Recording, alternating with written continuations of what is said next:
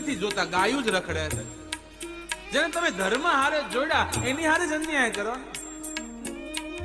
ભેંસું રખડે કોઈ જોઈ છે? નહીં, ગાયું જ રખડે છે. કેમ? ધર્મ હારે જેને જેને જોડીએ. એ ગાયોને આપણે સ્વાર્થથી દૂધ કાઢીને છોડી મૂકીએ, યા તો કોઈને વેચી દઈ, કોઈને આપી દઈ, અને વેચેલી આપેલી ગાય રખડતી રખડતી છેક કાચીના હાથમાં કતલખાને પહોંચી જાય. વિચાર કરો, તમને એમ થાય કે ગા ગઢી થઈ ગઈ ને આપી દો, બળદ ગઢો થઈ ગયો ને આપી દો. એ આપી દીધા પછી એનું શું થાય કોઈ વિચાર કર્યો? તમે નથી રાખતા ને એ જીવ સીધું કતલખાને પહોંચતો. આપણે બધા ખેડૂના દીકરા, અહીંયા જેટલા બેઠા બધા ખેડૂના દીકરા છે. આપણે આ જે કાંઈ લીલા પીળા થઈને ફરી છીએ ને, આ બધું બળદની કાંધ ઉપરથી પડ્યા છે.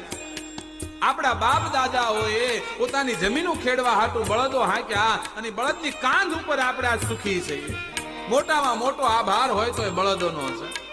એ બળદને રસ્તે રખડતા કરી દીધા. એકવાર એક બળદ એમ કહેવાય એના માલિકે કાઢી મૂક્યો, રસ્તે રખડતો હતો. રસ્તે રખડતા બળદને 15 દિવસ થયા ને એનો માલિક મળ્યો. એનો માલિક મળ્યો એટલે એના માલિકને કીધું કે કેમ છો ભાઈ, મજામાં તો છો? ખેડૂતે આમ હામી નજર ન કરી. કેમ નજર કરી? જ્યાં સુધી શક્તિ હતી ત્યાં સુધી કામ લીધું ને પછી છોડી મૂક્યા. તમારા મા બાપને જ્યાં સુધી શક્તિ હોય તમને કામ કરે, 60-65 વર્ષે છોડી મૂકો, શું હાલત થાય? આવી જ હાલત બળદોની કરી નાખી છે આપણે. શક્તિ હોય ત્યાં સુધી કામ કરી મૂક્યું પછી કાઢી મૂક્યું. ત્યારે કલ્પના તો કરજો, તમને તમારા દીકરા 60-65 વર્ષે કોઈ પણ વ્યવસ્થા વગર ઘરની બહાર કાઢી મૂકશે કે હવે વૈયા જાઓ, તમને મન ફાવે ત્યાં, શું વીતશે તમારા ઉપર? સહન કરી શકશો તમે? આ બળદો ઉપર શું વીતતી છે બિચારા ઉપર? બળદે વાચા આવીને કહેવાય એના માલિકને કીધું, ભાઈ મારે તારી હારે વાત કરવી છે. ખેડૂત નીચું મસ્તક કરી સાંભળે છે કે ભાઈ મારે આજ તને ફરિયાદ કરવી છે, મારા હૃદયની વાત કરવી છે.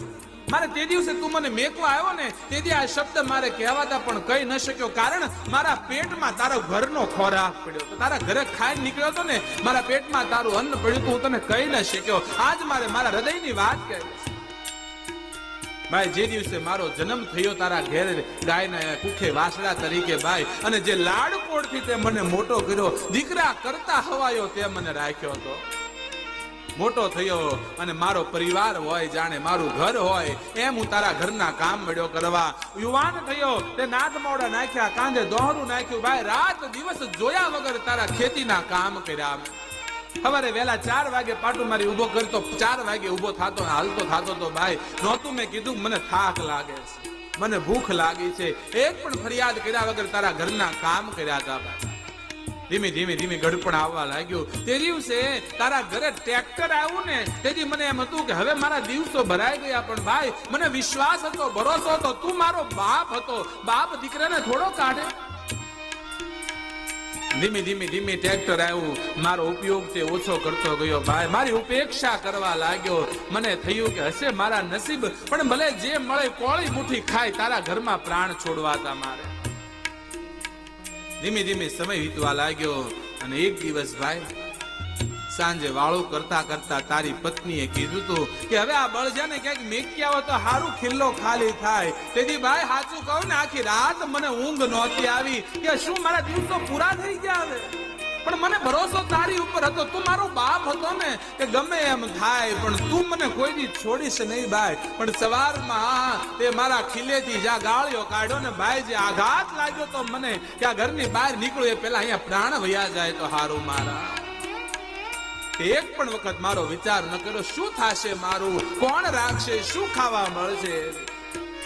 ગામને બીજા ગામને પાદર આવીને મને છોડી મૂક્યો. ભાઈ ખેડૂત કહે કે શું કરવું, વ્યવસ્થા હતી નહીં, મોડા વરહ હતા, નીડ નહોતી, છોડવા સિવાય કોઈ રસ્તો નહોતો. બળદ કે ભાઈ તારા આંગણે 5-5 બગરી બેહું બાંધી હતી, એને ખવડાવવાની નીડ હતી ને એક બળદ ગઢો તને મોંઘો પડી ગયો. એ બગરી બેહુનો ઓગા નાખ્યો હોત ને તોય મારી જિંદગી જીવી લેત. પણ ભાઈ મેં આખી જિંદગી નીતિથી કામ કર્યું અને તે હવે મને કાઢી મૂક્યો ને. હું નીકળું તો કોઈ મને એમ કે જો રેઢિયાર બળદ જાય, રેઢિયાર બળદ જાય. ભાઈ આખી જિંદગી મારો સ્વામી હતો અને છેલ્લી અવસ્થામાં તે રેઢિયાર કર્યો ને, આ રેઢિયાર શબ્દ હવે સહન નથી થતો મારા. આખી જિંદગી મેં મારું શરીર તોડીને તારો ખેતરો ખેડાતા ભાઈ, તારું ઘરનું કામ ઊભું રાખ્યું તો આ રેઢિયાર શબ્દ સાથે હવે જીવાતું. કદાચ ક્યાંક સારી ગૌશાળામાં મૂકી આવ્યો હોત ને ભાઈ, તો આટલું દુઃખ મને ન થયું. શું વાગ હતો એ બળદમાં? સવારમાં 4 વાગ્યામાં પાટું મારી ખેડૂ ઉભો કરે ને, બળદ ઉભો થઈ કાંધે ધોંરું લઈને હાલવા મળે, હાલવાની ના ન પાડે. તમારો એકનો એક દીકરો ગમે એટલા લાડકોડથી મોટો કર્યો હોય ને, 2 દિવસ સવારમાં 2 દિવસ 4 વાગે જગાડજો, ત્રીજેથી ના પાડી દે. પેટના દીકરા કરતા વિશેષ જેને કામ કર્યા, આપણા ખેતર ખેડ્યા, એ બળદની શું સ્થિતિ કરી છે. અમે જ્યાં ગૌશાળા લઈને મેં સર્વેશ્વર ગૌધામ કોબડી, આવી ગૌશાળા હકીકતમાં તો સમાજ માટે કલંક કહેવાય. આ વૃદ્ધાશ્રમો, અનાથ આશ્રમો કલંક છે સમાજ માટે. આ હોવા જ ન જોઈએ. પણ શું કરીએ, કોઈ વૈકલ્પિક વ્યવસ્થા નથી એટલે અમારે ગૌશાળા ખોલવી પડે. બાકી અમારો ધર્મ છે આ ગૌ સેવા કરવી. તમારા આંગણે તમે ચૂક્યા છો એટલે અમારે આ કરવું પડે છે. અને હું તો કાયમ કહું છું, દરેક જગ્યાએ ખુલ્લા મંચ પરથી કહું છું, કદાચ તમારા ધ્યાનની અંદર ક્યાંય કોઈ બળદ રસ્તો રખડતો જોવા મળે, માલિકી નો હોય તોય ભલે, ન માલિકી નો હોય તોય ભલે, કોઈ પણ જગ્યાએ બળદ જોવા મળે, લઈને અમારી ગૌશાળા મૂકી જાજો. કોબડી ગૌશાળા દરવાજા 24 કલાક બળદો માટે ખુલ્લા છે. ક્યાંય પણ જોવા મળે તમને. અને કદાચ મેકવા આવો અને ભાડાની વ્યવસ્થા ન હોય ને, તો એ બળદ મેકવા આવે એ વાહનનું ભાડું દેવા આ બાવો બંધાયો. જાઓ, મેકી જાજો 24 કલાક. 950 બળદ અત્યારે લઈને બેઠા છે.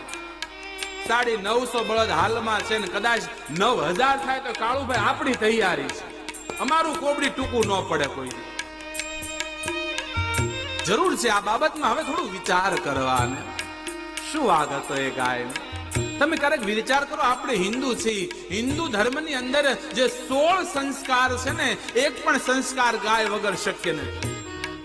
બાળકના પુંસવન સંસ્કારથી લઈ અને અંતિમ સંસ્કાર સુધી, જેથી તમારું મૃત્યુ થાય ને તેથી ગાયનું છાણ ગોતવા નીકળશો. ગાયના છાણની ગાર કરી માથે શરીરને સોરાવ. આગ લઈ જવા માટે ગાયના અડાયા છાણા ગોતવા નીકળશો. ડગલે પગલે ગાયની જરૂર છે. એ ગાય આજ રસ્તે રખડતી થઈ છે, કૂડો કચરો ખાતી થઈ છે.